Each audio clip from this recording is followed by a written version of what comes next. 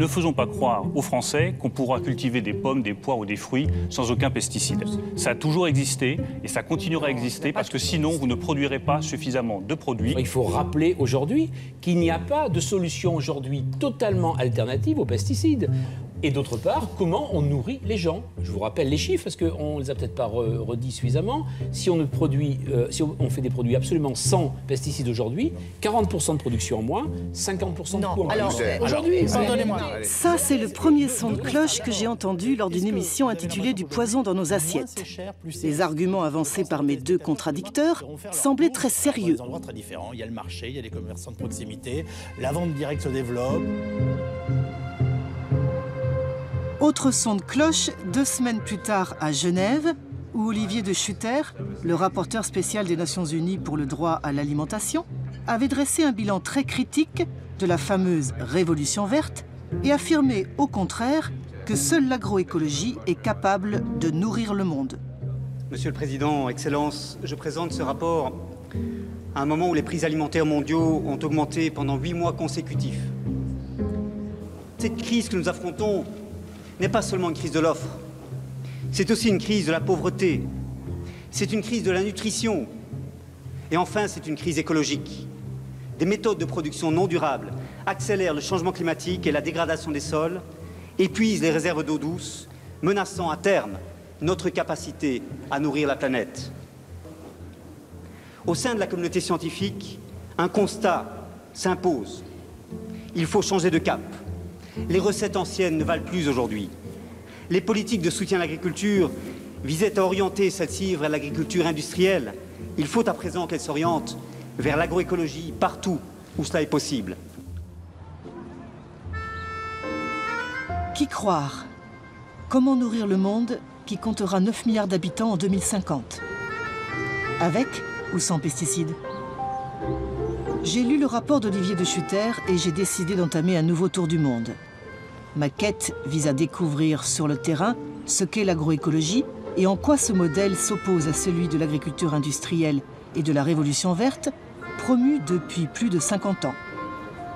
Elle vise aussi à comprendre pourquoi aujourd'hui 1 milliard de personnes souffrent de la faim. L'histoire que je vais vous raconter nous concerne tous, car elle engage l'avenir de la planète et de l'humanité.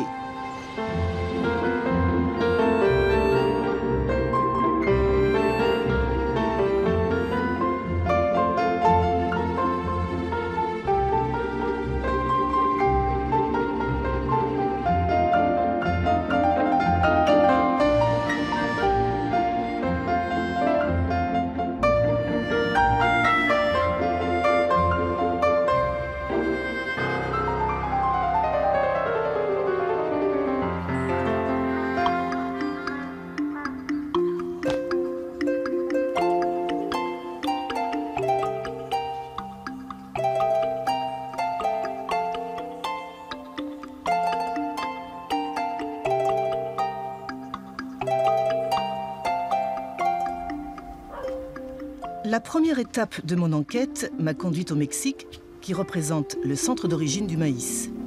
Née il y a 9000 ans, dans ces montagnes du sud du pays, la plante sacrée des Aztèques est aujourd'hui la céréale la plus cultivée au monde.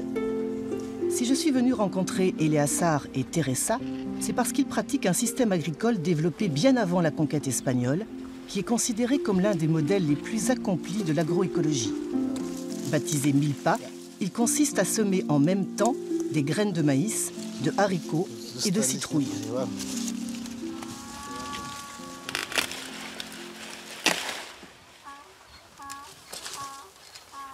C'est du maïs local?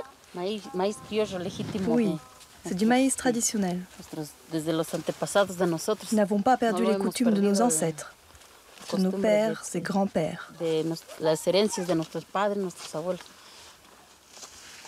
Mira estos, Tere. Ya están bien bonitos. Voy a querer que cortes algunos para la comida. ¿No? Mira. Le maïs sirve. Le maïs sert de tuteur aux haricots. Entonces, lo que hace el frijol. Quant au haricot, ce qu'il fait, c'est qu'il fixe l'azote de l'air et ensuite il l'apporte au maïs. Et les feuilles de citrouille font de l'ombre sur le sol et permettent de conserver l'humidité.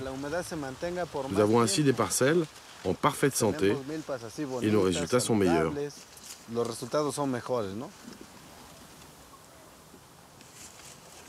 Dans le système de la milpa, il n'y a pas de mauvaises herbes, car y compris les adventices, c'est-à-dire les plantes sauvages qui poussent au milieu des cultures, ont de multiples fonctions, comme l'akawal, un cousin du tournesol. Pour nous, ce ne sont pas de mauvaises herbes. Au contraire, nous les laissons pousser dans la parcelle parce que nous les donnons à manger aux animaux.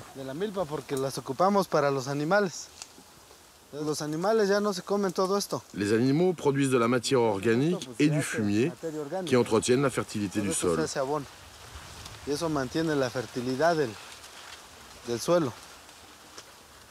Le système de la milpa est un circuit fermé. C'est pourquoi nous disons que c'est un modèle d'agriculture durable, qui ne dépend pas du marché extérieur, mais qui génère ses propres moyens de production et intrants, grâce à nos ressources et notre savoir-faire, nos semences, notre main-d'œuvre, nos animaux. Ce système nous permet d'être autosuffisants.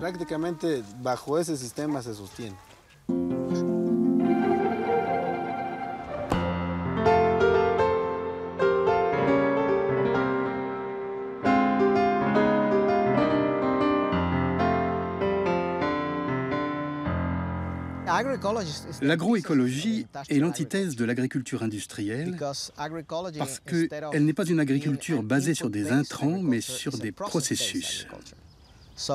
Elle ne repose pas sur des monocultures qui ont besoin d'intrants en énergie, pesticides, engrais chimiques, mais elle s'appuie sur une série de principes comme l'accroissement de la biodiversité, le recyclage, l'augmentation des matières organiques du sol, l'intégration d'animaux, etc. Par exemple, la milpa est un système de polyculture typique de l'Amérique centrale, mais si on va dans d'autres régions, on trouvera d'autres combinaisons de cultures, dont l'interaction produit des synergies qui rendent le système beaucoup plus productif que les monocultures. On croit généralement que les grandes fermes produisent plus d'aliments, mais en fait, les petites fermes, quand on mesure la production totale, sont beaucoup plus productives que les grandes. Par exemple, quand on mesure l'efficacité énergétique des grandes exploitations industrielles, on obtient un rapport de 2 ou 3, maximum. Ça veut dire qu'en injectant 1 kilocalorie d'énergie, on obtient 3 kilocalories d'énergie en termes de nourriture. Pour une petite exploitation, le rapport est de 15 à 30. La conversion énergétique est très élevée.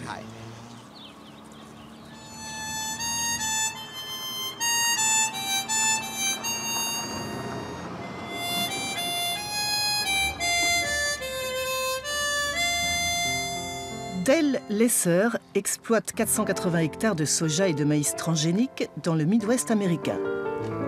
Contrairement à Eleazar, son collègue mexicain, il est obligé de racheter chaque année de nouvelles semences car les OGM sont protégés par un brevet. Ses coûts de production ne cessent d'augmenter en raison de la résistance développée par les insectes et les mauvaises herbes aux pesticides chimiques ou transgéniques. C'est du maïs transgénique ?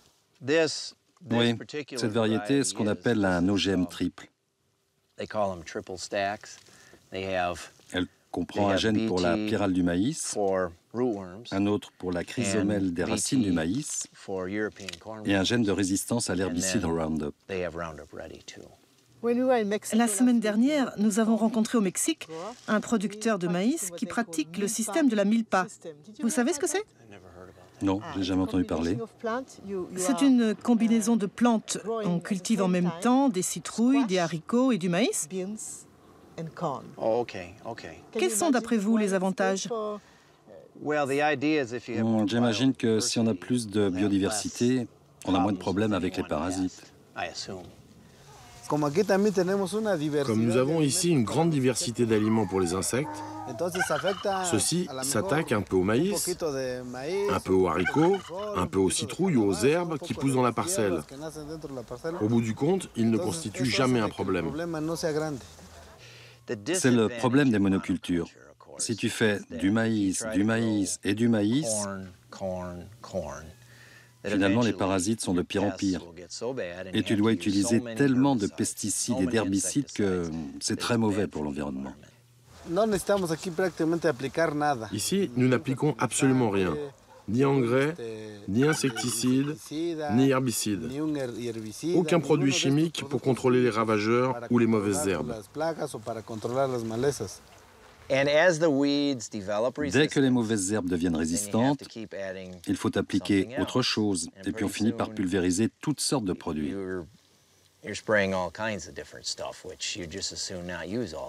Pour éviter tous ces produits, certains agriculteurs préfèrent n'utiliser que le Roundup. Parce que c'est simple, très simple, tant qu'on n'a pas de mauvaises herbes résistantes au Roundup. Avec la technologie, on s'en sort toujours, mais avec tous ces produits chimiques, on est toujours un peu inquiet. Pour votre santé? Oui, pour les effets que ça peut avoir sur la santé. On ne les voit pas tout de suite, mais au bout de 25 ans. Et pour vos enfants? Ouais, ou pour les consommateurs qui vont boire l'eau, ou pour les nappes phréatiques.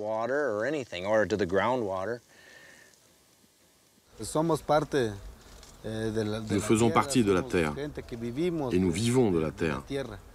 C'est pourquoi nous ne pouvons pas déverser sur la Terre quelque chose dont nous savons que cela lui fera du mal. C'est un peu comme si nous faisions la guerre à celle qui nous nourrit.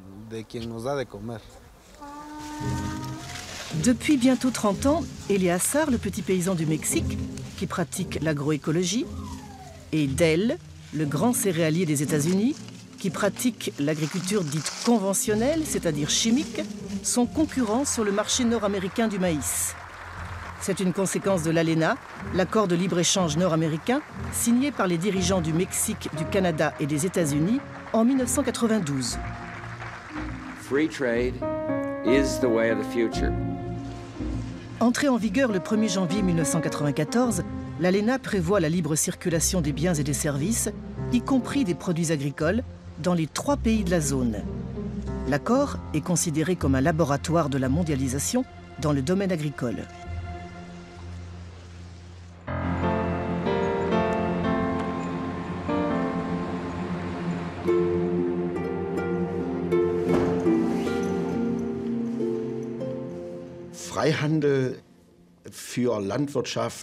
Dans le domaine de l'agriculture, le concept de libre-échange est tout simplement une farce. Car en agriculture, il y a toujours des entorses à la règle. Ces entorses ont pour conséquence que les grands producteurs, et particulièrement ceux des pays développés, profitent largement du marché mondial. Ils profitent de subventions pour la production, pour avoir de l'énergie bon marché et de l'électricité bon marché. Le résultat, c'est que ces producteurs sont incapables de dire aujourd'hui quels sont leurs coûts réels et leurs revenus réels. La majorité des coûts de production, comme la pollution des eaux ou l'énorme consommation d'énergie, ne sont pas pris en compte. Les prix de leurs produits sont donc complètement faussés.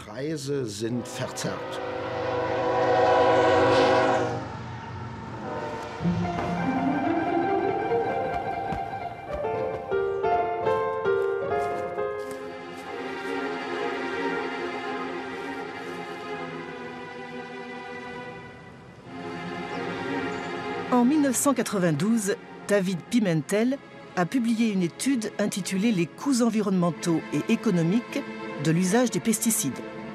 Pour la première fois, il a évalué les coûts indirects que génère l'agriculture chimique.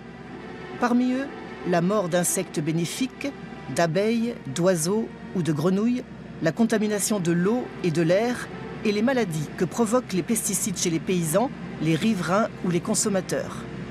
Résultat, il y a 30 ans, la facture américaine s'élevait à 10 milliards de dollars par an. La quantité de pesticides qui atteint sa cible est très faible. Dans des conditions optimales, 50% des pesticides épandus atteignent la zone cible. C'est un terrible gâchis qui tue des oiseaux, des poissons, pollue l'eau et affecte la santé publique, avec des morts et des gens qui finissent à l'hôpital. Tout cela fait partie des 10 milliards de dollars de dommages.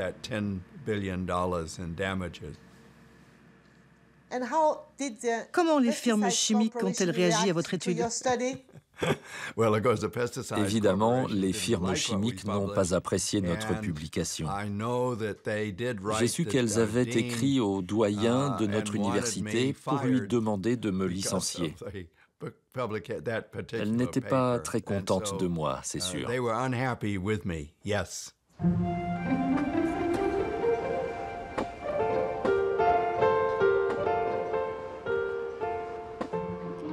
En 2008, une étude publiée par le Parlement européen a confirmé les estimations de David Pimentel.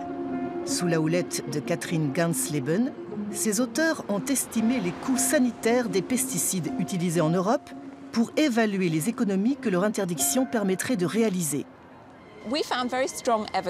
Nous avons trouvé des preuves très solides du lien entre le cancer et l'exposition aux pesticides. En se basant sur ces données, nous avons estimé que l'élimination des pesticides cancérigènes du marché européen pourrait éviter 26 000 cas de cancer, ce qui équivaut à 26 milliards d'euros par an.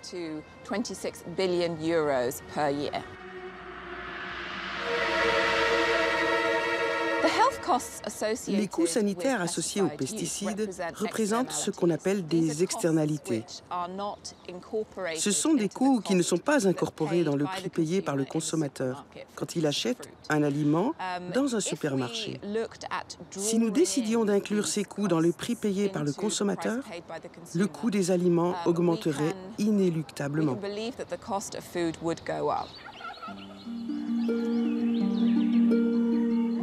Retour au Mexique. C'est précisément parce que le prix du maïs américain est faussé qu'aujourd'hui, les petits paysans mexicains sont ruinés. Pourtant, avant l'accord de libre-échange nord-américain, le Mexique était autosuffisant pour son alimentation et notamment pour sa consommation de maïs, qui constitue l'aliment de base de la population. Pour soutenir la production nationale, le gouvernement taxait les importations et garantissait un prix minimum aux producteurs. Au nom du libre-échange, toutes ces mesures ont été supprimées alors que les États-Unis maintenaient leurs subventions agricoles. Résultat, aujourd'hui, le Mexique importe plus de 30% du maïs qu'il consomme, tandis que localement, le prix chutait de 66%. Eleazar fait partie d'une association de paysans qui promeut le système de la milpa comme un moyen de résistance face au modèle imposé par l'ALENA. Tout ce que nous mangeons ce soir vient de la milpa. Pour nous, le système de la milpa est totalement lié au problème de la souveraineté alimentaire. Quelle est la différence entre la sécurité et la souveraineté alimentaire? La sécurité alimentaire, c'est par exemple cette corbeille de tortillas. Si on n'a pas d'argent pour les acheter et les mettre sur la table, il n'y a pas de sécurité alimentaire. Mais la souveraineté alimentaire, c'est tout le contraire. C'est que les familles puissent produire ce qu'elles consomment. Avec le traité de libre-échange, l'ALENA, on a ouvert les frontières et beaucoup de produits, principalement le maïs, arrivent des États-Unis à un prix très bas. Le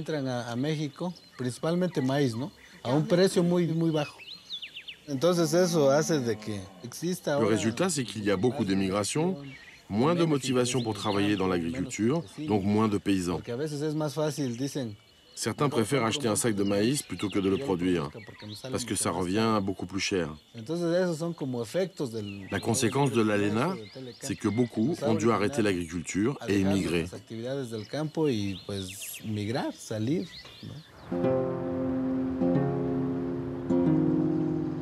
Depuis l'ALENA, 3 millions de petits paysans ont abandonné l'agriculture. Chaque année, 500 000 Mexicains ont rejoint clandestinement les États-Unis. Les autres ont migré dans les bidonvilles de Mexico où ils survivent grâce aux expédients de l'économie informelle.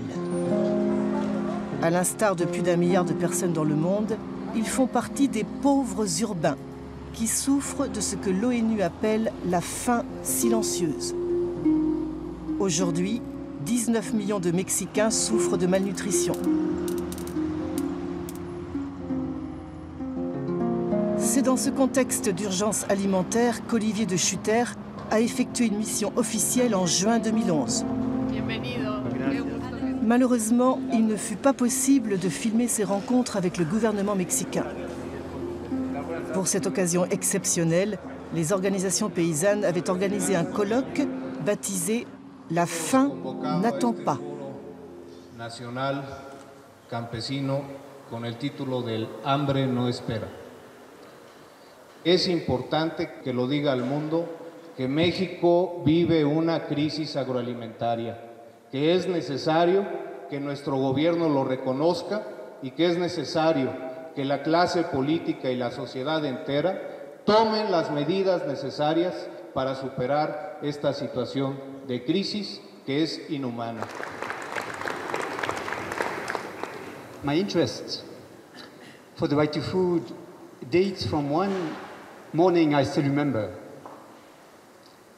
And that morning was a morning of January 2007, when the Mexicans took the streets to complain about the tortilla crisis, the prices of tortilla increasing 50% in a matter of a few weeks.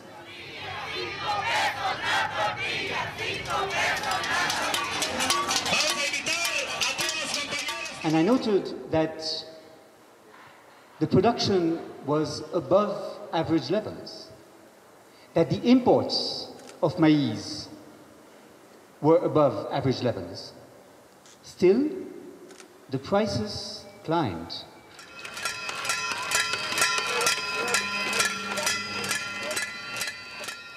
And the prices climbed because a small number of very powerful companies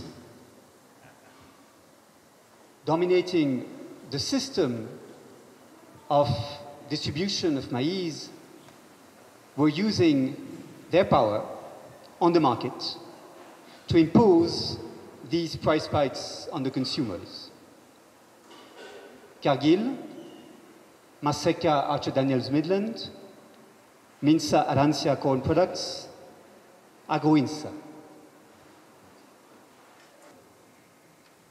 So I agree with you.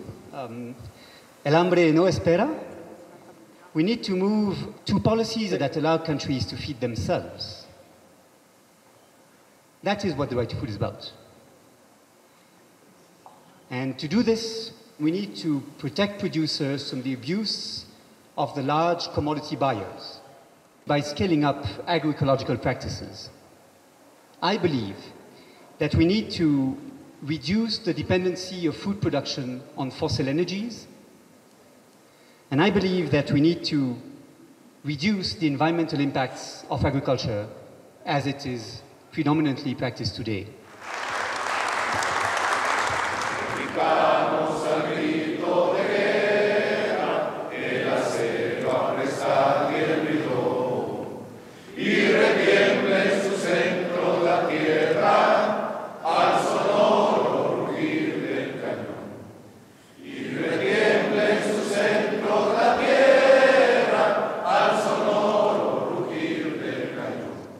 ¡Viva México! ¡Viva los campesinos!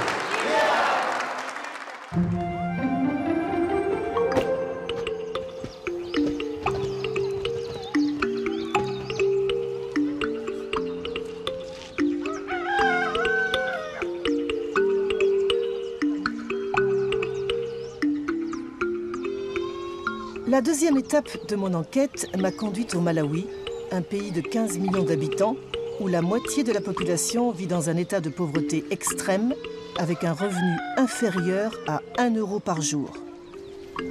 Autant dire qu'ici, comme dans de nombreux pays du Sud, on ne mange pas tous les jours à sa faim. D'après les Nations Unies, la malnutrition tue chaque jour 24 000 personnes, dont 10 000 enfants. Les victimes sont majoritairement africaine. Je suis arrivée au Malawi en décembre 2011. Dans les campagnes planait le spectre de la faim, car la saison des pluies accusait beaucoup de retard. Comme en 2005, où la sécheresse avait provoqué une grave crise alimentaire.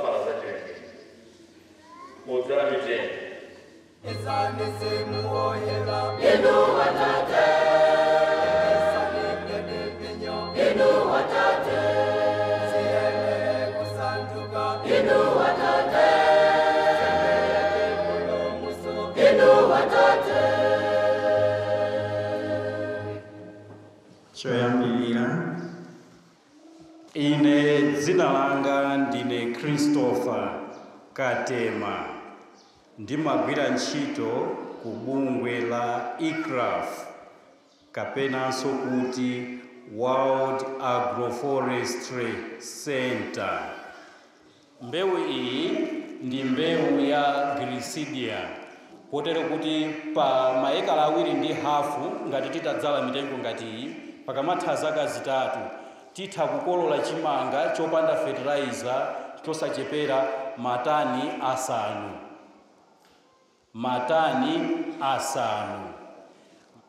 Titatsatira izi sikuzakhalanso mkatolika wakuno wogona ndi njala. Koma tsopano lino ndingofuna ndipemphe abambo Mark Majoni angofotokozako kuti kodi zimene tikunenazi zawathandiza. Zikomo Ambuye. Nanga ndine Mariko Majoni wawo banja langa Mrs. Majoni. Timagwira ntchito yoyang'anira akaidi prison ndiye 1989 ndinapuma. Nditapuma ndalama zonse tikagulira ine fertilizer zinatha. Chocho ndinayamba kuva kuti ICRAF amadzala chimanga ndi mitengo. Chocho ndapita kukawafunsa nditawafunsa amene wawo anabwera kuzandiphunzitsa. Pakali pano tinganene kuna kuti mukafuna kuti ndikuphunzitseni mutakubwera. Zikomo kwambiri.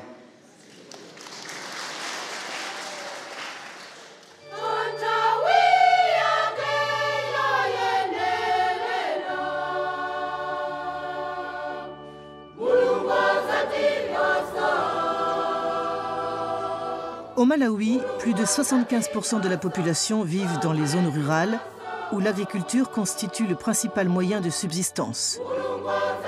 Paradoxalement, comme partout dans le tiers-monde, c'est aussi dans les zones rurales que se concentrent la pauvreté et l'insécurité alimentaire.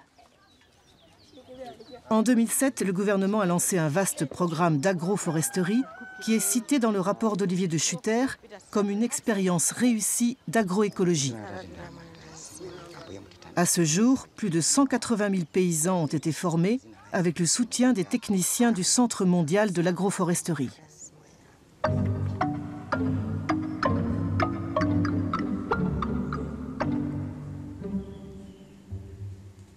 Nos sols sont naturellement très pauvres en azote et phosphore, qui constituent les éléments les plus importants pour la production agricole.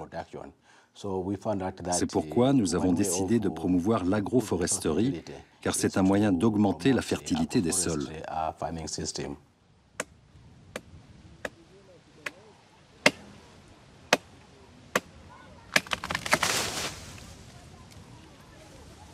Marc et Hilda Majoni sont des pionniers de l'agroforesterie qu'ils pratiquent depuis une vingtaine d'années.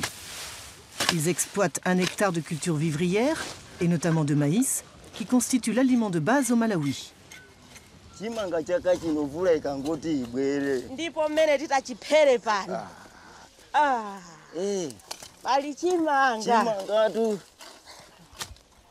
Dans leur champ, Marc et Hilda utilisent comme engrais les feuilles de Gliricidia, un arbre qu'ils ont planté autour de leur culture, mais aussi en alternance avec les plants de maïs. L'opération d'enfouissement doit être répétée 3 fois par an.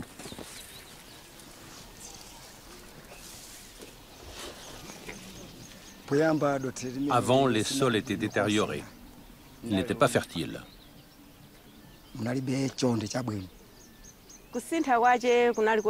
Nous avons constaté de grands changements 4 ans après avoir planté les arbres. Avant, on utilisait des engrais chimiques, mais il y avait des problèmes quand il y avait une sécheresse et le maïs mourait. Mais maintenant, depuis des années qu'on utilise le Gliricidia, le sol est de très bonne qualité. Et malgré la sécheresse, le maïs pousse, ça marche très bien. Ça permet de conserver l'humidité. Est-ce qu'on peut utiliser n'importe quel arbre? Non, on ne peut pas utiliser n'importe quel arbre. Il y a des arbres spécifiques que l'on appelle des arbres fertilisants. Ce sont des arbres légumineux qui ont la capacité de fixer l'azote. Des arbres comme le Gliricidia, le Leucaena, le Federbia et l'acacia sont capables d'améliorer immédiatement la fertilité des sols. Les arbres sont plus efficaces que les engrais chimiques. Avant, je récoltais au maximum 100 sacs de maïs dans ce champ. Mais aujourd'hui, avec le Gliricidia, j'en récolte au moins 200.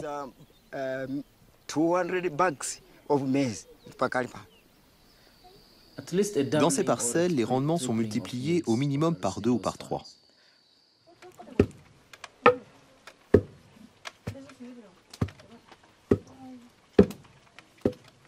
Marc et Hilda ont 6 enfants et 7 petits-enfants. Leur dernier fils est chargé de nourrir les animaux avec les feuilles de Gliricidia, qui constituent un excellent fourrage. Au Malawi, la majorité des familles paysannes ne mangent qu'1 fois par jour. Le plat national est la msima, une sorte de polenta cuite à partir de la farine de maïs.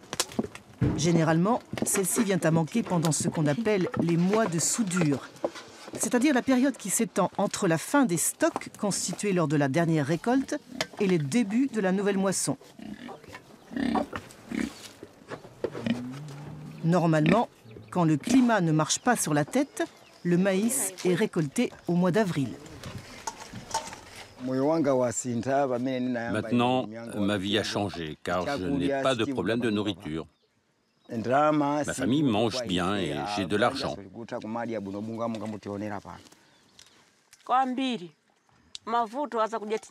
Avant, dès novembre et parfois septembre, nos réserves de maïs étaient épuisées.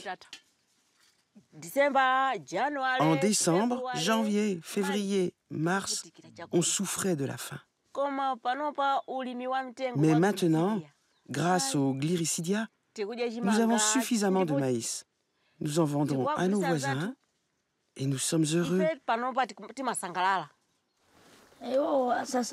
J'ai des copains à l'école qui ne mangent pas bien parce que leur père n'utilise pas le Gliricidia et ils ne récoltent pas assez. Moi et mon frère, nous pratiquons cette agriculture dans nos champs. Nous souhaitons pour nos enfants et notre pays, le Malawi, que chaque personne ait ses arbres.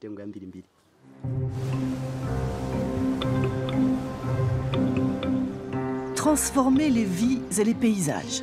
C'est le mot d'ordre du Centre mondial d'agroforesterie qui a été créé à Nairobi en 1977. À l'origine, sa mission était de trouver une parade à la déforestation dans les zones tropicales. Depuis, l'agroforesterie a le vent en poupe, car ce système d'exploitation agroécologique, qui associe les cultures et les arbres, constitue un modèle de gestion durable de la terre. De plus, il représente une réponse aux effets du changement climatique qui affecteront particulièrement l'Afrique subsaharienne, où on s'attend à une forte progression des zones arides et donc à une baisse de la production agricole.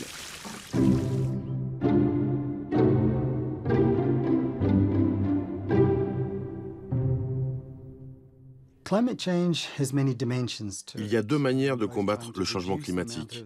Soit on essaie de réduire l'émission de gaz à effet de serre dans l'atmosphère, soit on essaie de réduire leurs effets. Les arbres sont excellents pour séquestrer le dioxyde de carbone présent dans l'atmosphère. Ce sont des champions pour l'intégrer dans leur bois et le sol. Si nous augmentons la quantité d'arbres dans l'environnement, nous augmentons aussi notre capacité à stocker le dioxyde de carbone de l'atmosphère. C'est le bénéfice des arbres et les arbres sont fantastiques. Pour les chercheurs de Nairobi, l'agroforesterie ne concerne pas que les pays du Sud, mais aussi ceux du Nord, où les adeptes de l'agriculture industrielle et de la fameuse révolution verte ont fait disparaître les arbres des surfaces cultivées. Or, l'agriculture industrielle est responsable de 14% des émissions de gaz à effet de serre, car c'est une grande consommatrice d'engrais et de pesticides chimiques fabriqués avec du pétrole ou du gaz. Pour les spécialistes de l'agroforesterie, il est urgent que les pays développés revoient leur modèle agricole ou dominent les monocultures.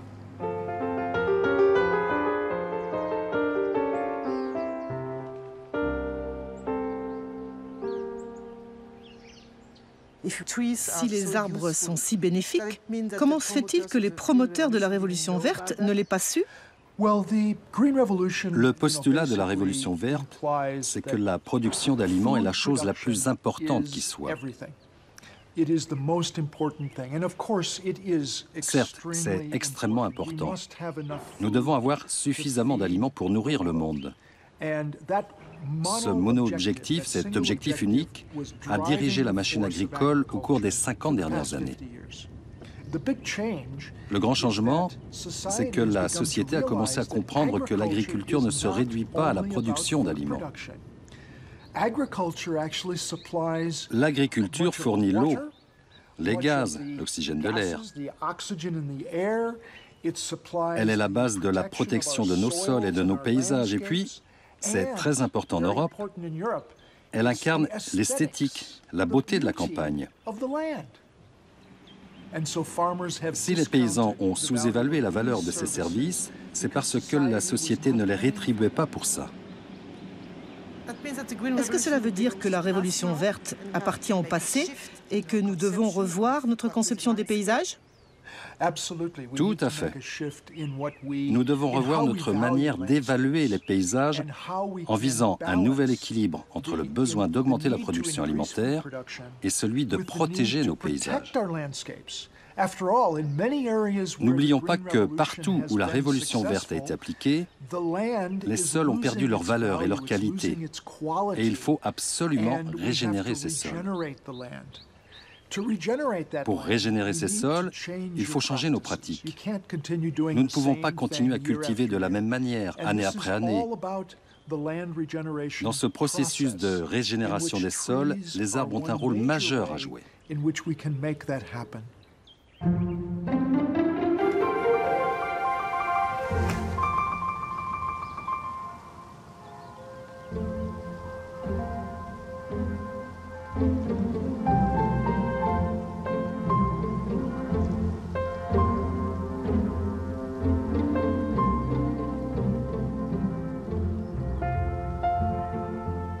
Changer les pratiques.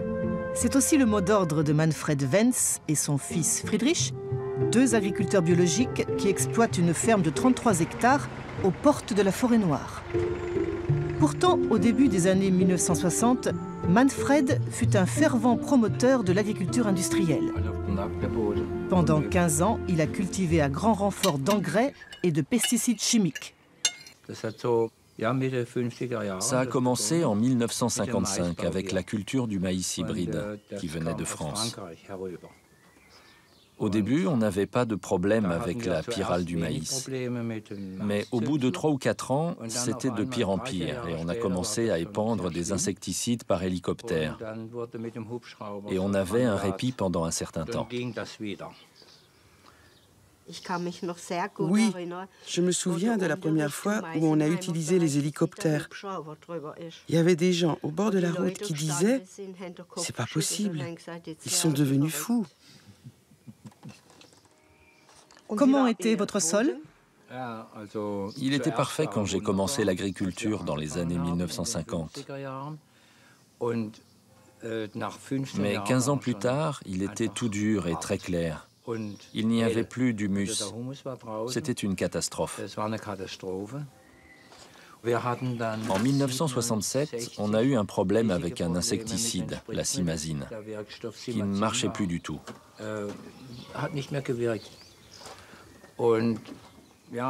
J'ai tout essayé et j'ai décidé d'arrêter l'agriculture chimique en 1969 et je suis passé à la bio.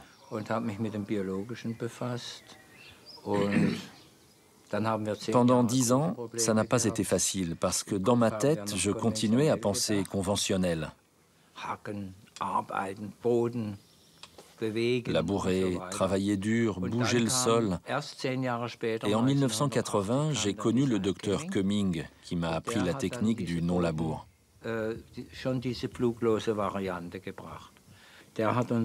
C'est lui qui nous a appris à penser du point de vue du sol.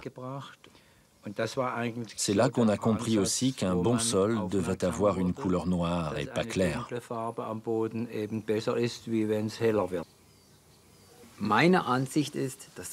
Pour moi, le XXe siècle fut le siècle de la chimie, notamment dans l'agriculture.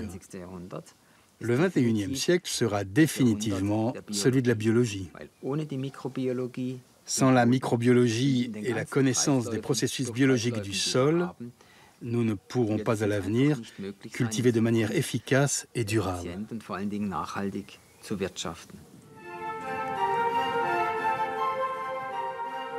Manfred et Friedrich pratiquent ce que l'on appelle les techniques culturales simplifiées. Depuis 30 ans, ils ne labourent plus leurs champs, ils n'utilisent jamais d'engrais chimiques ni de compost, mais nourrissent leur sol avec un couvert végétal permanent, considéré comme un engrais vert. Enfin, ils pratiquent le semi-direct. En ce jour de mai, Friedrich sème du soja au milieu des plants de seigle et de trèfle fraîchement coupés, qui constituent ce que l'on appelle un mulch.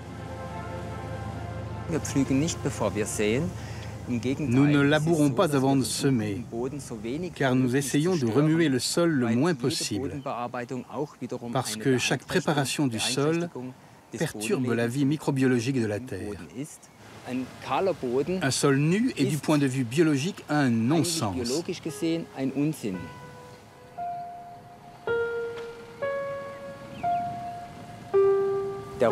Le seigle fabrique beaucoup de matières sèches et donc de carbone. Le trèfle est une légumineuse qui fixe l'azote de l'air. Or, le carbone et l'azote constituent la base de l'humus. C'est donc un mariage de plantes qui se complètent parfaitement et qui ont différentes fonctions, comme celle de protéger le sol. Le sol est protégé contre les agressions mécaniques, telles que la pluie, le vent, les rayons du soleil, contre la transpiration. On a une meilleure gestion de l'eau, ce qui est très important, surtout dans les régions sèches. Comment sont vos rendements comparés à ceux du soja conventionnel? Avec notre système, nos rendements sont similaires. L'année dernière, ils ont même été plus élevés. Parfois, ils sont un peu inférieurs. Ça dépend des conditions climatiques.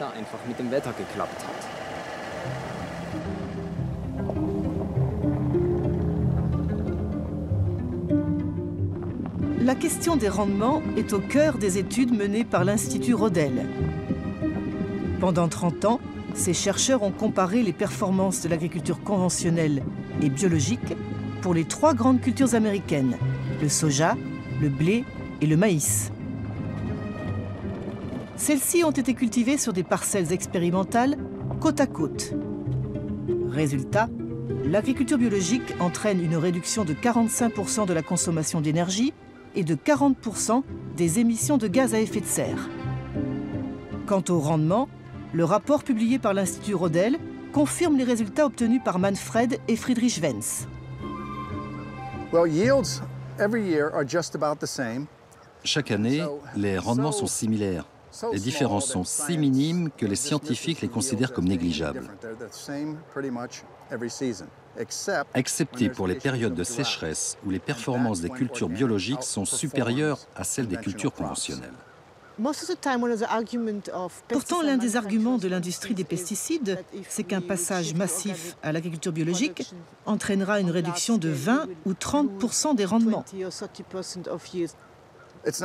Ce n'est pas vrai, et nous l'avons prouvé. Et pas sur 3 ou 5 ans, mais sur 30 ans. Nous avons toutes les données scientifiques. Et la raison, c'est ce qui caractérise l'agriculture biologique, à savoir le sol.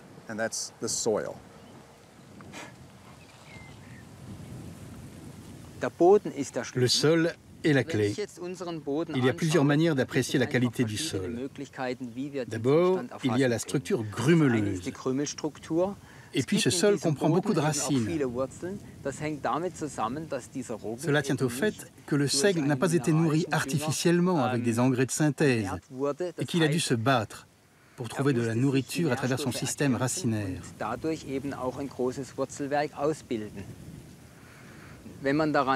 Ensuite, quand on le sent, on a cette odeur de forêt, et c'est la preuve que la microbiologie du sol fonctionne à merveille. Le résultat, on le voit.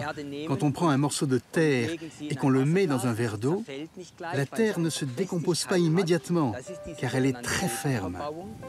C'est ça l'humus.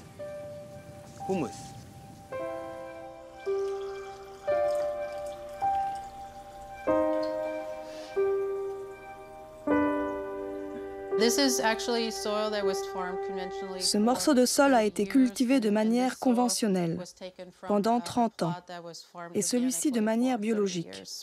On voit comment la structure du premier ne tient pas.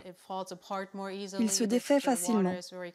L'eau est très trouble, tandis que là, l'eau est encore claire et la structure originelle du sol se maintient. Dans le cas d'une sécheresse, si un peu de pluie est tombée au début de la saison, ce sol sera capable de conserver l'eau plus longtemps pour que les plantes s'en servent. À l'inverse, dans le cas de fortes pluies, le sol biologique absorbera l'eau plus rapidement, une capacité que n'aura pas le sol conventionnel.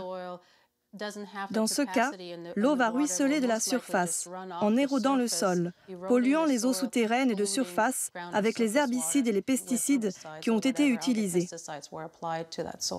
Nous avons besoin de systèmes stables qui ne marchent pas que dans des conditions optimales, mais qui sont capables de répondre à des conditions extrêmes.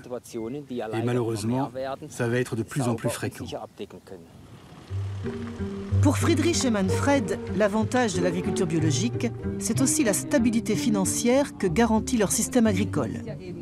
Grâce à la réduction des coûts de production, ils économisent 500 € par hectare et par an. Ces atouts financiers, ainsi que le problème de l'érosion des sols conventionnels, attirent de nombreux candidats à la conversion qui participent aux journées portes ouvertes organisées chaque année au mois de juin. À la mi-mai, je n'aurais pas osé vous amener ici. C'était affreux. Vu les conditions climatiques qu'on a eues en hiver, je suis plutôt satisfait.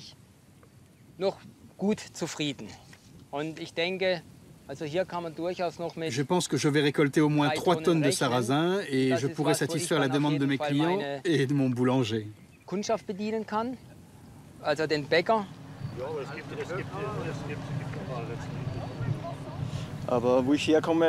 Je suis venu ici parce que j'ai beaucoup de problèmes d'érosion de mes sols. J'espère les régler avec cette méthode.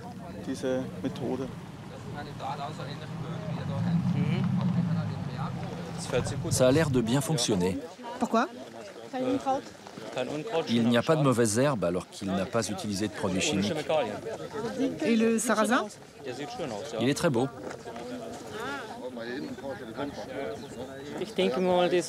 Tout ce que nous montre Friedrich est une solution pour améliorer ma pratique. Et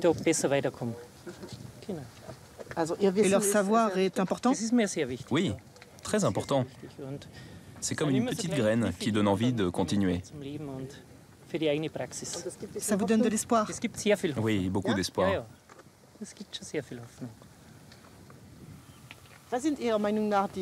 Quels sont d'après vous les principaux obstacles à une conversion massive vers l'agriculture biologique en Allemagne ou en Europe? Pour moi, le principal obstacle, c'est que l'énergie est trop bon marché. Le jour où le prix de l'énergie montera et que l'agriculteur conventionnel ne pourra plus payer les engrais chimiques, il sera obligé de se tourner vers l'agriculture biologique, parce que ça ne sera plus supportable. Je crois que parmi les obstacles principaux à opérer ces transitions vers une agriculture durable, il y a les intérêts économiques au maintien du système actuel. Ce sont des intérêts qui sont extrêmement puissants. Les fournisseurs d'intrants chimiques n'ont aucun intérêt à ce que l'on enseigne aux agriculteurs comment se passer de ce qu'ils produisent et de ce qu'ils vendent. Je crois qu'il faut que les États comprennent qu'ils doivent travailler pour le bien-être des populations dans le long terme et qu'ils ne doivent pas simplement être au service des intérêts de quelques multinationales qui monopolisent le pouvoir aujourd'hui dans le système agricole.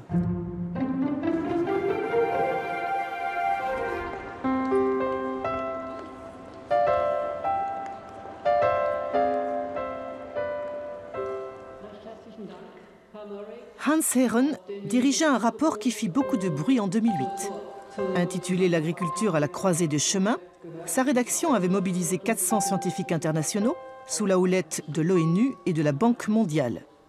Approuvé par 60 pays, le rapport concluait que le système de production des aliments devait être revu de fond en comble.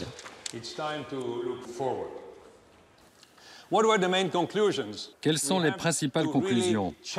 Nous devons vraiment changer de paradigme, aller dans une autre direction. Et dans quelle direction? Nous devons opérer une transition d'une agriculture productiviste, à gauche sur la diapositive, qui est certes très productive, mais n'est pas durable, vers une agriculture durable qui est aussi très productive, mais à l'échelon de la ferme et non plus à l'échelon global des cultures. Nous devons aussi revaloriser le statut du paysan qui est toujours considéré tout en bas de l'échelle sociale. Non, il devrait être tout en haut car sans lui, il n'y a pas de nourriture et donc plus de vie possible. Nous devrions avoir la même estime pour les paysans que pour les médecins. Nous devons faire en sorte que le métier agricole soit bien payé et récompensé à sa juste valeur. Le changement de paradigme va bien au-delà du champ ou de l'étable. Je vous remercie.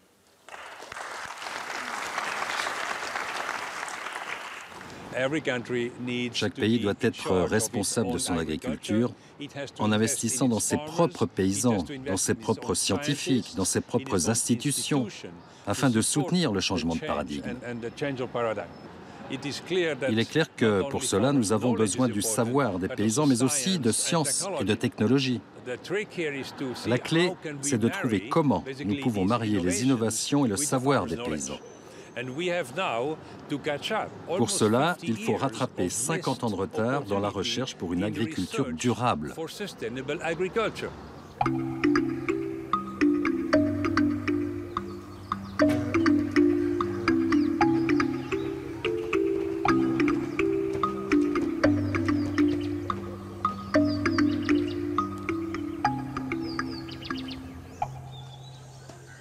Ginyinga an John Ukelo Tiep ne joma ok ong'eya. Arwako uwe farm na be kama wabiro puonjore gigo matin ma wanyalo neno. Jathurwa moro kotelo loka kocha to wacho ni yes we can. I'm saying that we can. With push-pull, we can. Push-pull is a technology where you don't have to apply any pesticide, any fertilizer, any herbicide. Still, you can increase the yield and increase soil fertility. And I would like to see at least 1 million people here to adopt it. If there are 10 people in a family, you can see 10 million people to be food secure immediately in this country. Le docteur Zahir Khan est un entomologiste indien qui a commencé sa carrière aux États-Unis avant de rejoindre l'ICIP, un centre de recherche international sur les insectes financé par des fonds privés et publics. Il est l'inventeur d'une technique agroécologique pour laquelle il a reçu de nombreuses distinctions académiques. Baptisée push-pull, en français répulsion-attraction, elle permet de lutter contre les parasites du maïs qui, comme au Malawi, constituent l'aliment de base.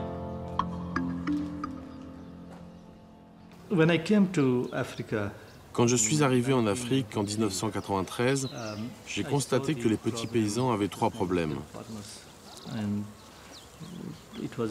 La pyrale du maïs, l'herbe des sorcières et un sol peu fertile. En Afrique, l'herbe des sorcières peut causer des pertes annuelles de 7 à 13 milliards de dollars. Voici ce qu'on appelle l'herbe des sorcières. C'est une plante parasite qui se nourrit des racines du maïs.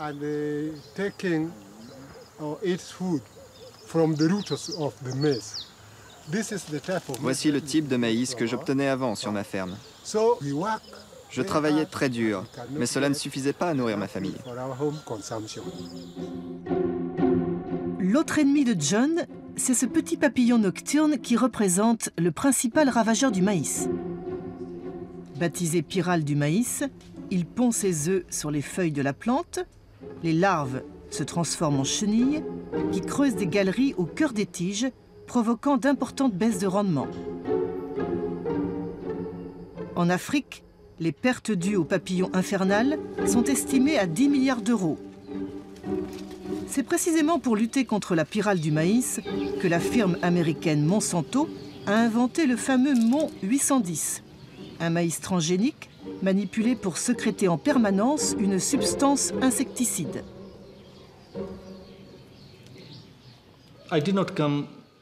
Je n'ai pas découvert la technologie push-pull tout de suite. Il m'a fallu beaucoup de temps pour trouver une technique qui permette de résoudre tous ces problèmes. Il a fallu aussi beaucoup de recherche pour comprendre la communication entre plantes et insectes ou entre les plantes elles-mêmes et pour choisir soigneusement les plantes capables de repousser, mais aussi d'attirer les insectes, tout en contrôlant l'herbe des sorcières et en augmentant la fertilité des sols. Dès le début du projet, nous avons travaillé étroitement avec les paysans pour choisir des plantes qui présentaient un avantage économique pour eux.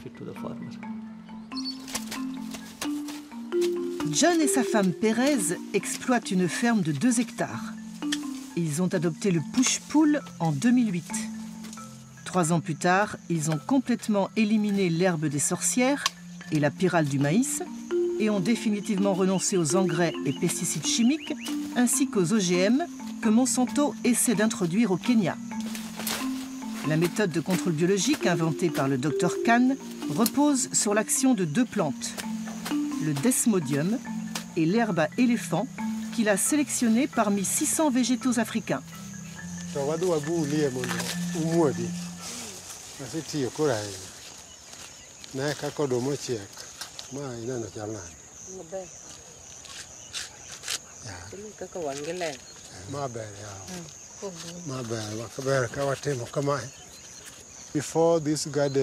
Avant, dans cette parcelle, les rendements étaient très bas. Dans un demi-hectare, je récoltais 2 sacs de 90 kg. Les rendements sont passés de 2 sacs à 22 ou 24 sacs.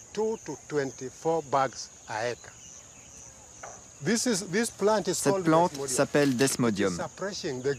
Elle détruit les racines de l'herbe des sorcières. Elle apporte de l'azote au sol. De plus, elle recouvre entièrement le sol et le protège de l'érosion. Le desmodium est aussi un répulsif pour la pyrale du maïs qui affecte nos cultures. Quand les pyrales sentent le desmodium, elles s'enfuient et partent vers l'herbe à éléphant.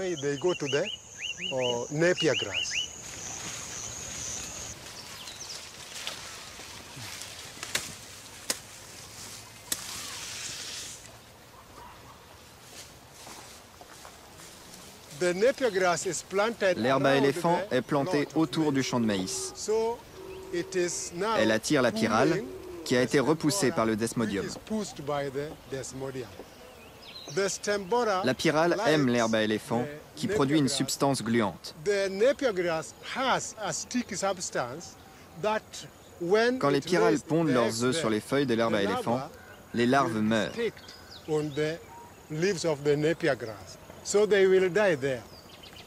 C'est pourquoi nous appelons cette technologie push-pull.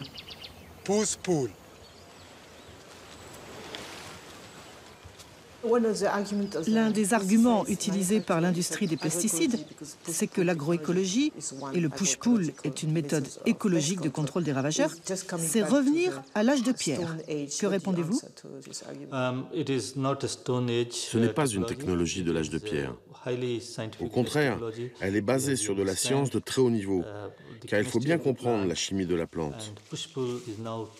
Le push-pull est maintenant enseigné partout dans le monde, dans les cursus universitaires de Chine ou d'Amérique, comme une technique agroécologique hautement scientifique.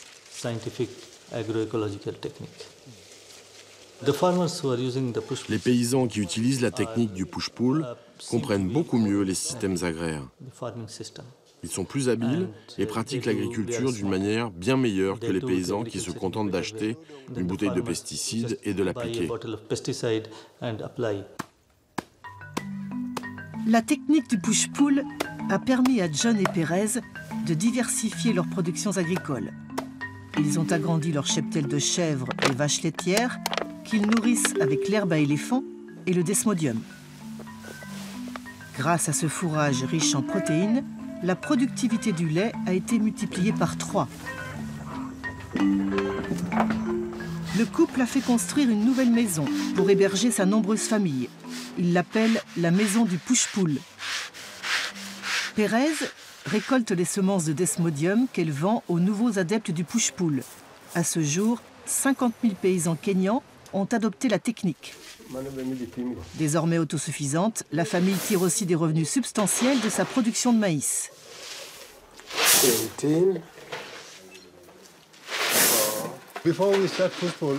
Avant de pratiquer le push-pull, nous n'avions pas de surplus.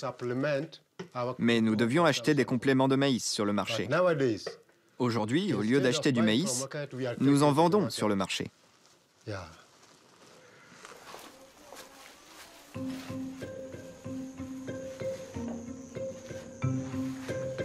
Le push-pull est présenté comme une technique agroécologique durable et efficace dans un rapport publié par les Nations Unies en 2008.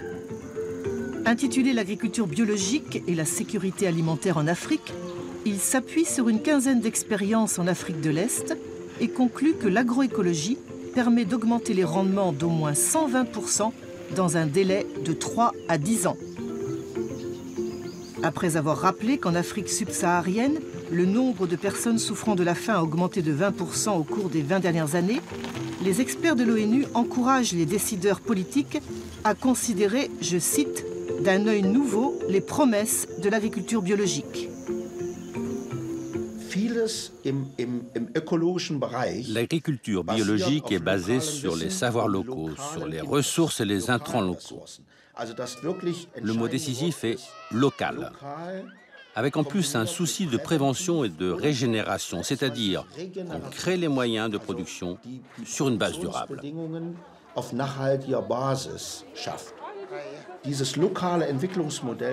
Ce modèle de développement local est très attractif pour les pays en voie de développement, car il se fait au moindre coût. Il permet de créer de la production locale et des marchés locaux.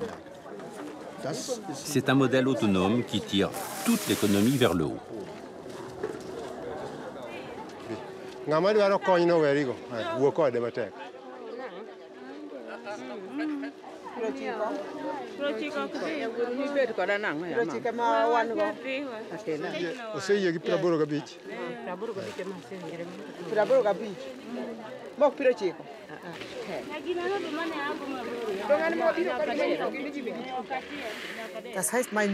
Cela veut dire que l'on devrait soutenir les petits producteurs activement et publiquement? Absolument. Aujourd'hui, les experts considèrent qu'on doit attribuer aux petits paysans un rôle tout à fait nouveau. Mais cela suppose une transformation radicale des politiques agricoles, qui s'apparente à une vraie révolution agricole. Les petits producteurs doivent être systématiquement soutenus.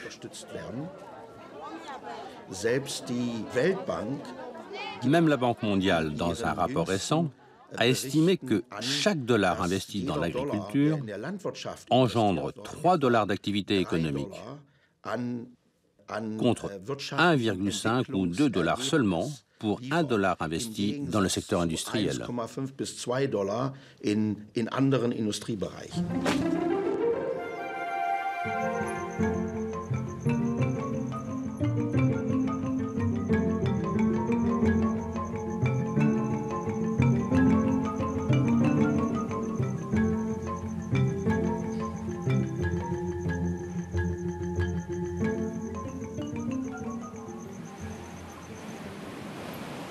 L'histoire du Sénégal est exemplaire. À l'instar de nombreux pays du Sud, cette ancienne colonie française est passée sous la coupe du Fonds monétaire international dans les années 1980. Sous prétexte de juguler sa dette, le pays a été contraint d'appliquer ce que l'on appelle un plan d'ajustement structurel. Dans le domaine agricole, cette politique a conduit à privilégier les cultures d'exportation comme l'arachide ou les légumes cultivés sous serre, à grand renfort d'irrigation. Dans le même temps, le pays était envahi par les surplus agricoles des pays européens comme le blé ou l'oignon.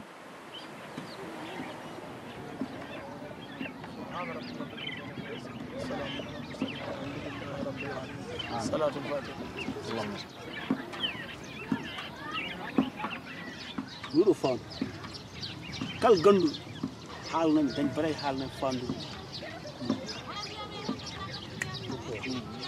fandu ko aduna Allah woni ɗo ko dessin aduna Allah woni ɗo hollir ɗuɗo fandu gannen aduna ko koko jokkodir ko yimɓe mbiyata kon jokkodir ɗum noon woni oɗo bim ɗo e to gonɗo ɗo e Sénégal ko moƴƴinata ko soble men ko bonnata ko soble men fof jeeya hen soble ummotoɗe ɗo e Europe Espagne France Allemagne Hollande ɗeɗon soble ummoto ga ngara ɗo ganden ɗo noon e ga ujunaji kewɗi kilométre uji gonɗo ma won hedde 5000 kilométre wan ɗum jiɗɗen ñagaɗen to e dow soble garoɗe ɗe yooɓe nanggan men ɗum enen ko ndenno ko bel ma wawi yaade so yeehi bel ma wawi ko dañi ko nafma ɓesma andi sa liggima kadi mbasa belta kadi andi softa liggey kono objectif men kam enen ko yalla yata ken wiye remoɓe Sénégal en mbawan Sénégal. En 2006, alors que la dépendance alimentaire du Sénégal ne cessait de progresser, le gouvernement a pris une décision iconoclaste. Il a interdit l'importation des oignons de février à juillet, c'est-à-dire pendant les 6 mois de la production nationale. Or, avec le riz, l'oignon est l'aliment le plus consommé du pays. Ibrahim Sall est père de 9 enfants. Il cultive des tomates, du riz et des gombos sur une parcelle au bord du fleuve Sénégal. Mais en ce mois d'avril, c'est son champ d'oignons, situé à l'intérieur des terres, qui mobilise toute son attention.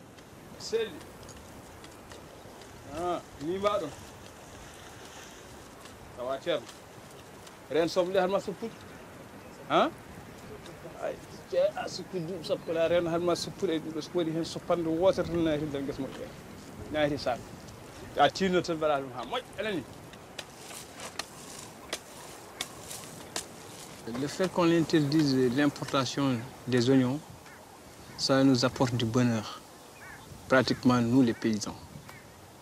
Si par exemple maintenant on ne protège pas les oignons, c'est toute une filière, c'est toute une chaîne des gens qui en dépendent, qui vont vraiment en souffrir. Ma famille m'aide, mais aussi il y a certaines choses que je ne peux pas faire tout. Je suis obligé de prendre des gens pour qu'ils m'aident. Par exemple, je donne l'exemple des saisonniers qui sont ici pendant 3 mois. Je les paye par exemple pour déterrer 1 hectare, 60 000 francs. Les fleurs d'oignon, ce sont les peuls qui viennent couper parce qu'eux, ils ont leur bétail. Les animaux arrivent à survivre Parce que nous sommes à une période qui est extrêmement sèche à l'heure actuelle, il n'y a pas l'herbe fraîche. Donc c'est avec ça qu'ils arrivent à nourrir leurs animaux.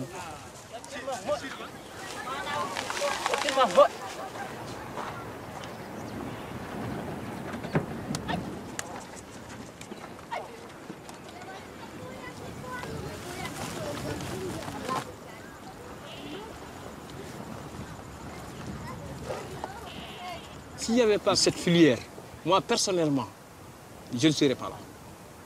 Parce que j'allais vraiment... Je pensais quand j'avais 20 ans, 25 ans, je pensais à l'immigration, je pensais à aller ailleurs, à faire ceci, à faire cela. Alors que c'est grâce à l'agriculture, c'est surtout la culture des oignons qui m'a vraiment donné confiance et que je suis vraiment que je pouvais faire quelque chose ici, sans aller ailleurs. Il y a beaucoup de gens qui partent alors que si vraiment l'agriculture est bien protégée et si bien on met les moyens qu'il faut, tout le monde peut vivre ici sans sortir de la vallée du fleuve Sénégal. L'interdiction temporaire d'importer des oignons a entraîné un développement spectaculaire de la filière. En 6 ans, la production annuelle est passée de 80 000 à 230 000 tonnes, tandis que le chiffre d'affaires était multiplié par 7.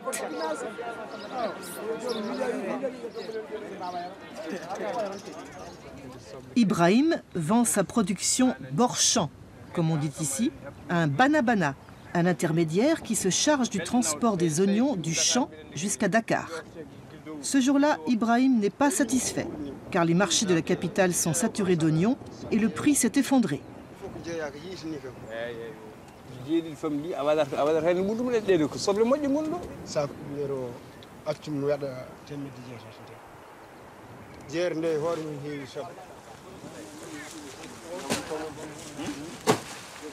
Le problème d'Ibrahim, c'est que la production des oignons est saisonnière et qu'il n'a aucun moyen de stocker une partie de sa récolte pour pouvoir l'écouler au gré de la demande.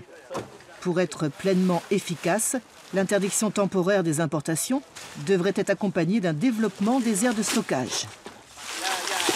Si je ne vends pas, je suis obligé d'attendre de faire des hangars provisoires, ou bien j'amène des stocks sous les arbres. Comment faire? Je suis sûr que si par exemple on trouve des magasins pour pouvoir stocker, nous pourrons satisfaire le Sénégal, les besoins du Sénégal pendant 10 mois. C'est notamment pour évoquer le problème crucial des magasins de stockage qu'Ibrahim et son collègue Ousmane sont montés à Dakar, où se tenait la FIARA, la plus grande foire agricole d'Afrique de l'Ouest. Ça c'est bio. Tout est bio. Pour l'édition 2012, la FONGE, qui compte 31 organisations paysannes, a organisé un débat intitulé « La filière oignon et la souveraineté alimentaire ». Y participaient les 3 acteurs clés de la filière, les producteurs, les commerçants, mais aussi les consommateurs. Face à eux, le représentant de l'Agence de régulation des marchés. Créée en 2003, l'agence est chargée de contrôler l'interdiction d'importer des oignons, tout en veillant à ce que les prix ne dérapent pas. Disons-le clairement, cette structure de concertation est exemplaire, car elle repose sur 3 piliers fondamentaux, le protectionnisme, la régulation et la protection du consommateur. Est-ce que vous considérez que c'est un modèle, cette filière de l'oignon au Sénégal, qui pourrait inspirer d'autres pays du Sud? Et ma deuxième question, c'est comment a réagi l'Organisation mondiale du commerce à cette décision? Parce que d'après les règles de l'OMC, elle pourrait considérer que c'est une entorse au libre-échange. Est-ce qu'il y a d'autres pays qui adoptent cette mesure? Pour l'instant, en Afrique de l'Ouest, non. Nous avons osé, peut-être les autres pays n'ont pas encore osé dans ce sens, mais en tout cas, la conférence des ministres de l'Agriculture a recommandé à ce que ce modèle soit institué au niveau de l'ensemble des pays de la sous-région. Et j'ai fait 9 pays de la sous-région pour partager avec eux ce modèle donc, de régulation. Par rapport à l'OMC, j'ai à vous dire que l'OMC est venu jusqu'au Sénégal, en tête à tête, ils sont entraînés avec nous pour nous dire qu'on ne peut rien contre vous. Entre le producteur et le marché, il y a beaucoup d'intermédiaires. Chacun prend sa part. Le perdant, c'est le paysan.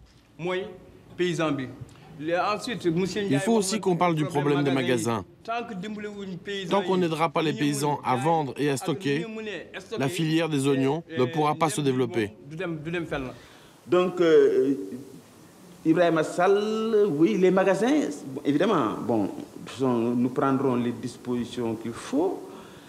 Pour ce qui concerne les intermédiaires, comme vous dites, ce sont les intermédiaires qui n'ont pratiquement pas sué, qui n'ont pratiquement rien investi, qui s'adjugent le maximum de marge bénéficiaire. Nous allons essayer, en tout cas, d'en arriver à une répartition équitable de la marge bénéficiaire pour que chacun puisse s'y retrouver. Le développement de la filière oignon peut se faire de manière tout à fait équilibrée, c'est-à-dire que le producteur s'y retrouve avec des prix rémunérateurs, que le commerçant s'y retrouve en ayant toujours sa marge et que le consommateur y gagne par une consommation d'oignons de qualité. Si ces différentes, en tout cas, approches sont réalisées, nous arriverons vraiment à un développement très important donc, de la filière oignon. Je pense qu'un des problèmes des dernières années, c'est que l'on a pensé en opposition les intérêts des producteurs et des consommateurs. Au fond, les consommateurs, pensait-on, ont intérêt à des prix bas, à une diffusion de masse des produits alimentaires uniformes, à travers des circuits de distribution de plus en plus développés. Et on a opposé les intérêts des consommateurs aux intérêts des producteurs, qui, eux, pensait-on, ont intérêt à ce que les prix soient élevés. Et donc, on se disait, il faut arbitrer entre les intérêts de ces deux groupes. Et donc, la question des prix est mal posée. Ce qu'il faut poser comme question, c'est de savoir qui fait des profits dans la manière dont le système alimentaire est organisé. Et au fond, quand on pose cette question, on se rend compte que la marge des producteurs est de plus en plus petite, que les consommateurs, eux, payent de plus en plus cher, y compris quand les revenus des producteurs sont de plus en plus bas. Il faut aller vers des chaînes plus courtes qui permettent à la fois aux consommateurs et aux producteurs de gagner dans des systèmes alimentaires qui relient plus étroitement les uns aux autres et permettent aux producteurs d'être mieux payés pour leur travail et aux consommateurs d'avoir accès à des produits à des prix plus abordables.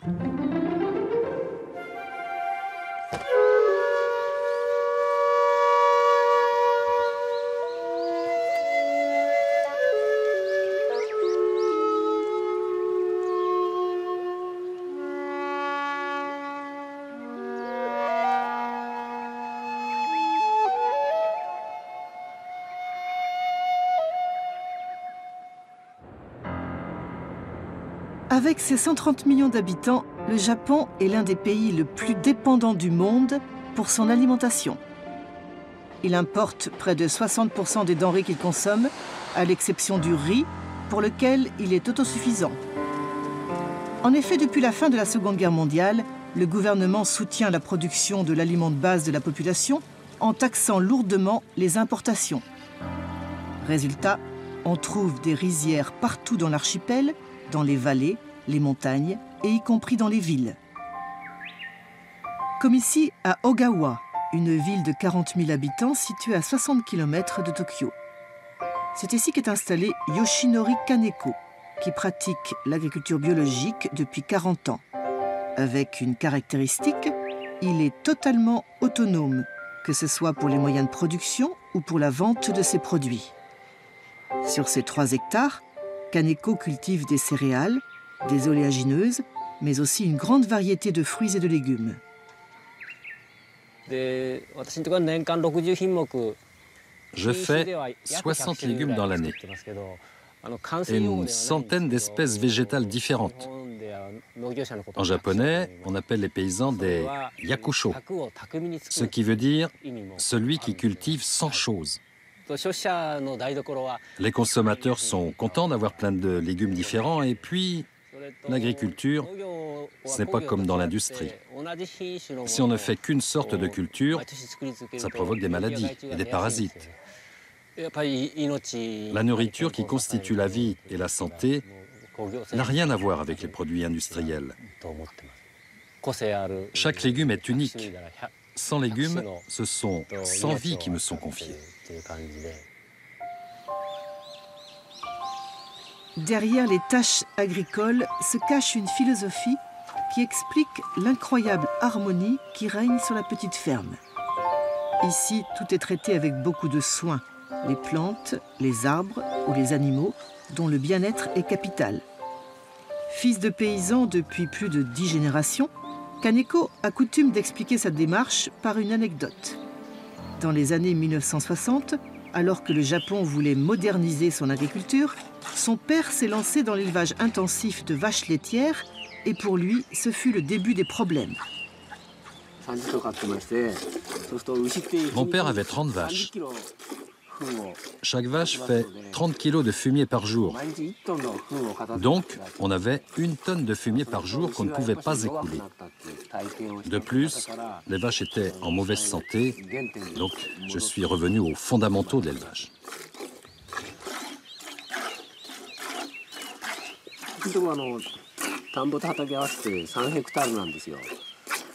J'ai 3 hectares de culture et de rizières. Quand on pense à l'équilibre entre les herbes, les champs, les rizières, 3 vaches, c'est le bon nombre, car je peux les nourrir complètement.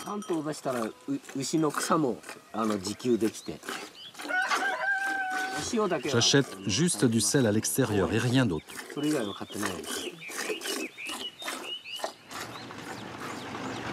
L'autosuffisance, c'est le maître mot de Kaneko. Chez lui, rien ne se perd, car tout fait partie du cycle de la vie. Les déchets produits sur la ferme sont recyclés pour alimenter la production agricole, qui fonctionne en circuit fermé, comme le fumier des vaches qui constitue la base du compost.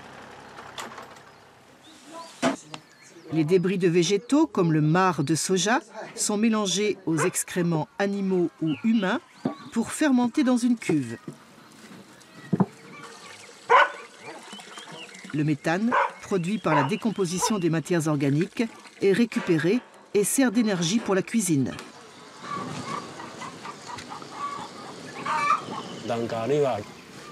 L'agriculture biologique ne contribue pas au réchauffement climatique. C'est un mode de production qui n'émet pas de gaz à effet de serre. Mais ce n'est pas tout. Kaneko est aussi autonome pour l'alimentation énergétique de ses engins agricoles, car il fabrique son propre carburant à partir des huiles usées qu'il purifie à l'aide d'une centrifugeuse. Depuis 40 ans, toute la production de la ferme est livrée à 2 associations de consommateurs basées à Ogawa et à Tokyo. C'est ce qu'on appelle au Japon les tekei, un mot qui signifie partenariat et qui désigne aujourd'hui un mode de vente directe de produits fermiers biologiques.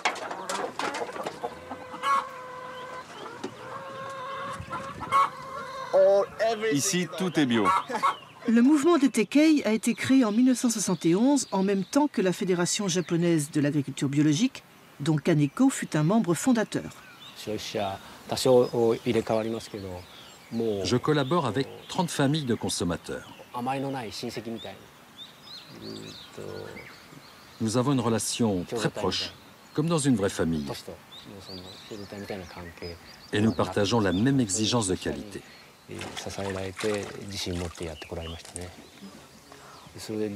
Pour ces 30 familles, il n'y a pas de prix fixé pour les légumes. Nous les offrons et en échange, nous recevons ce que nous appelons un remerciement. Parce que nous considérons que la nourriture n'est pas un produit comme les autres. C'est une relation très sereine, où la question du prix est accessoire.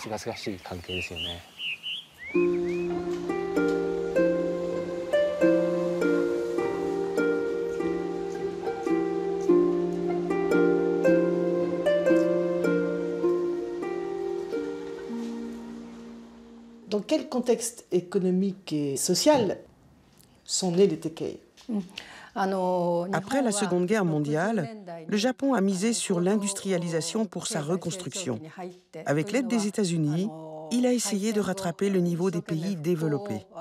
Dans les années 1960, Le pays a connu un énorme développement économique et un peu partout dans le pays sont apparues des maladies liées à la pollution, comme la maladie de Minamata, due à la pollution par le mercure, la maladie de Itai-Itai, provoquée par l'intoxication au cadmium, et les asthmes de Yokaichi, dus à la pollution atmosphérique. Dans la nourriture, on a trouvé des résidus de produits chimiques, ce qui a provoqué l'inquiétude des jeunes mères de famille dans les villes, qui ont donc cherché à se procurer des aliments sains. Elles ont créé des associations et elles ont contacté des paysans pour leur demander de produire des aliments biologiques. Ce mouvement des jeunes mères de famille est à l'origine des Tekei au début des années 1970.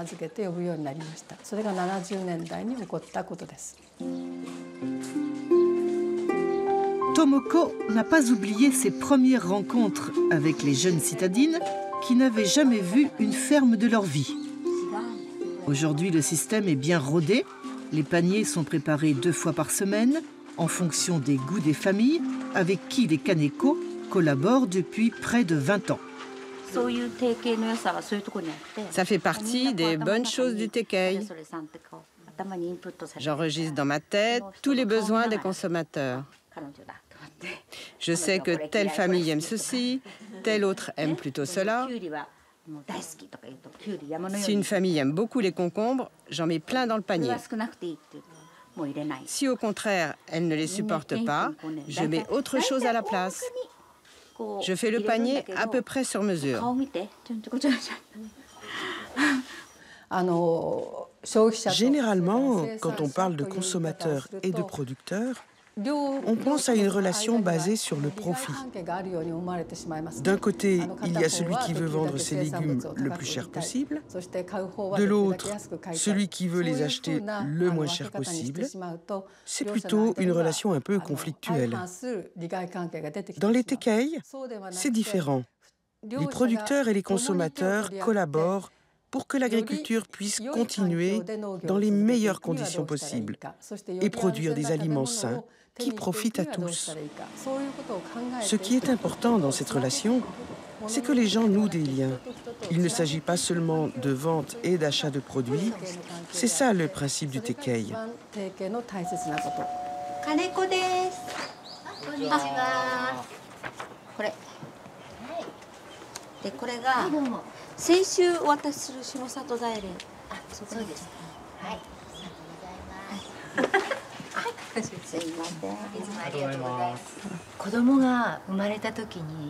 Quand mon enfant est né, je ne voulais pas le nourrir avec des légumes qui contenaient des résidus de pesticides. Car je pense que c'est très mauvais pour la santé. Les légumes des Kaneko sont très bons. C'est pourquoi je continue de m'approvisionner chez eux. Est-ce que vous savez que ce système des Tekei est repris un petit peu partout dans le monde maintenant? Est-ce que vous êtes au courant de ça? Non, je ne savais pas. C'est vrai que c'est un système très rassurant parce qu'on voit les producteurs et on connaît l'état de leurs champs.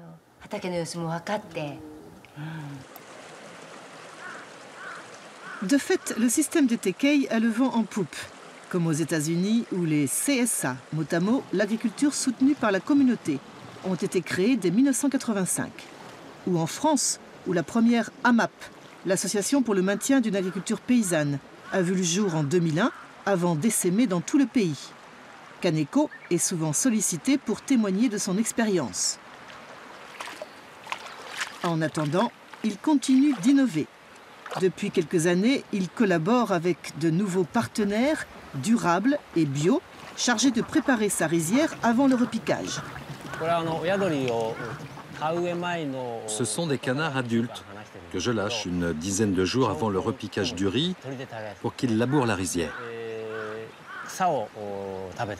Ils mangent les mauvaises herbes et les insectes, ils remuent l'eau et la terre. Ça empêche les mauvaises herbes de pousser et en plus, ils fabriquent de l'engrais naturel. Et puis à l'automne, on a le riz et des plats de canard. Au Japon, on dit que c'est un oiseau aux 10 000 trésors. Donc en fait, ces canards, ils travaillent pour vous? Oui, je les considère comme ma mère et en fait, j'ai du mal à les manger.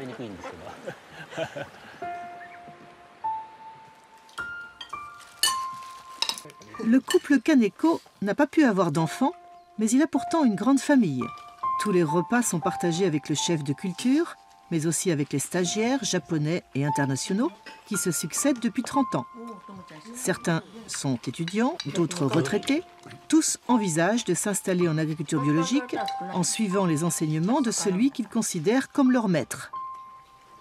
Je suis venu chez Kaneko parce que non seulement il est autonome d'un point de vue alimentaire, mais aussi dans le domaine de l'énergie.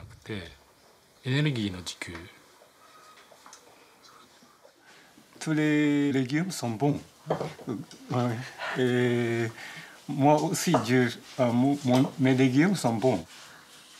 Et je peux comparer, mais ces légumes sont meilleurs que les miens. Tout ce qu'il y a sur la table vient de la ferme?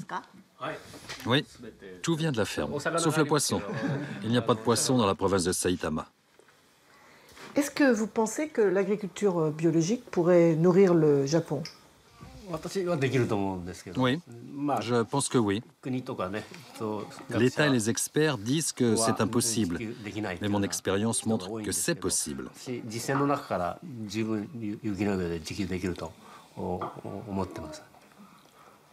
Mon modèle, c'est 2 hectares de culture et de riz. Avec ça, on peut nourrir complètement 10 familles. Si on divise 2 hectares par 10 familles, chaque famille a besoin de 20 arts pour se nourrir. Or, au Japon, chaque habitant dispose en moyenne de l'équivalent de 4 arts. Donc, une famille de 5 personnes peut être autosuffisante. Si on se base sur les surfaces cultivées actuelles, le pays peut se nourrir soi-même.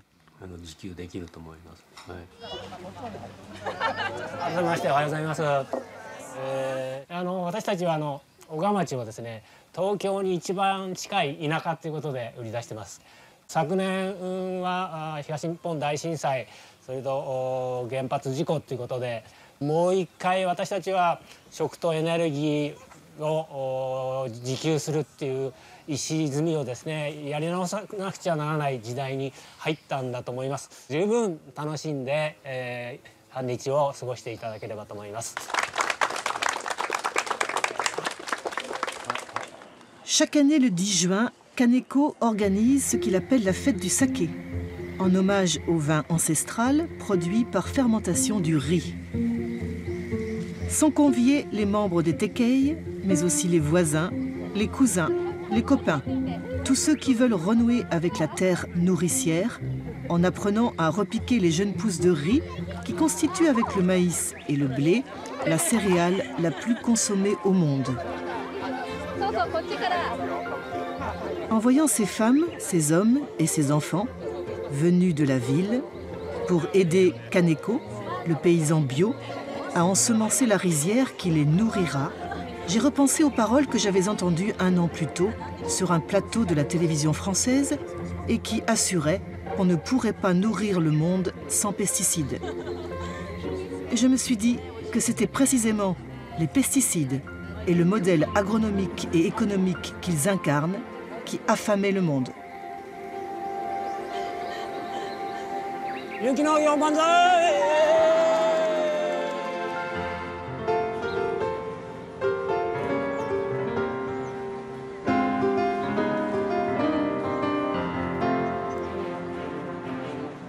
Je suis formel, nourrir 9 milliards de personnes en 2050, même un peu plus, et qui est prévu avec une agriculture sans pesticides, c'est absolument possible. Je suis absolument formel là-dessus, mais par contre, c'est savant. C'est-à-dire que c'est une agriculture qui évitera la monoculture, qui évitera de ne mettre qu'une seule espèce, qu'une seule variété dans un même champ. C'est au contraire une agriculture savante dans laquelle il y aura associé dans un même champ plusieurs espèces, plusieurs variétés, tolérantes à différentes catégories d'insectes et d'agents pathogènes. Savez-vous sur quoi se fondent ceux qui prétendent qu'on ne peut pas nourrir le monde sans pesticides? Je pense qu'effectivement, cet argument selon lequel on ne pourrait pas produire et nourrir la population sans pesticides, c'est le discours de l'agrochimie et ça sert leurs intérêts. Donc ce qu'il faut, c'est une véritable révolution agricole. Une véritable révolution agricole, absolument, dans tous les sens du terme. C'est à la fois une révolution technique, passer de processus industriels et de produits standards à une agriculture plus respectueuse de l'environnement et plus artisanale. C'est une révolution, il faut être honnête, culturelle pour les agriculteurs, de comprendre que non, ce qu'on leur a dit être moderne n'est finalement pas si moderne, et que l'agriculture moderne de demain, c'est celle qui respectera les abeilles, les pucerons, les coccinelles et les carabes. Que les agriculteurs ne se découragent pas. C'est politiquement, il nous faut gagner un combat, et pour gagner ce combat, c'est uni. Il faut mener consommateurs, environnementalistes, agriculteurs, tous unis vers une agriculture au service de l'intérêt général.